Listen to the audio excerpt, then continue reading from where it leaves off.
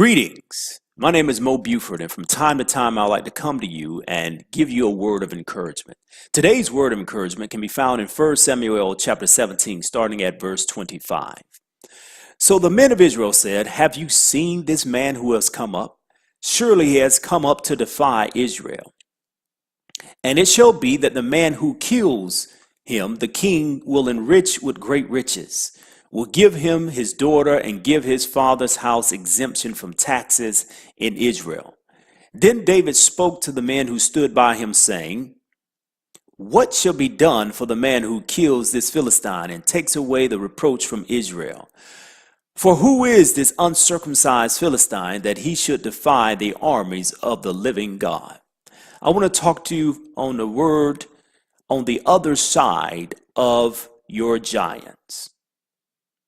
The reality is, giants have the ability to show up in every aspect of our lives.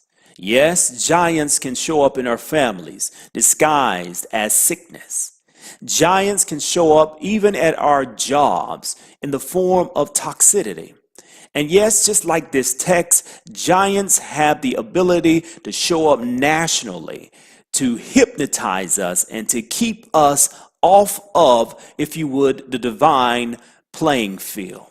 But the question before us is, why do giants show up, and what is the agenda of giants? Well, giants show up for one reason and one reason only: to keep us away from God's purposes in our life.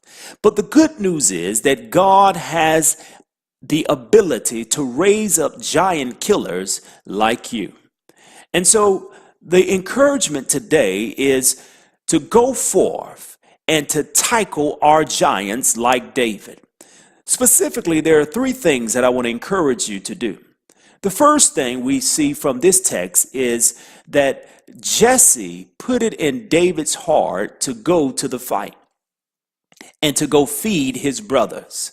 While he was on his journey, simply obeying his father, he stumbled upon this chaos. May I ask you a question? Are you bold enough to obey your heavenly Father, even when it doesn't make any sense?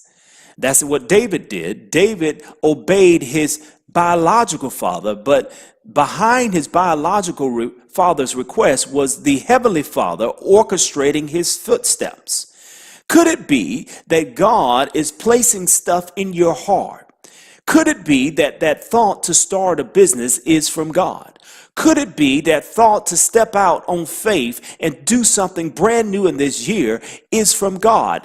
Could it be that God is trying to do exceedingly abundantly above that which you can ask or think? But as long as we stay stagnant, as long as we stay in this particular place, as long as we don't obey God, we can never experience the supernatural. The second thing that I want to encourage you to do as we abstract from the life of King David from this text is when David showed up at the fight, it's interesting because his own brothers began to speak negatively toward him. It is interesting that those close around us oftentimes can inadvertently say the most harmful things with their words. And not only with their words, we can sabotage our own destiny with our own tongue.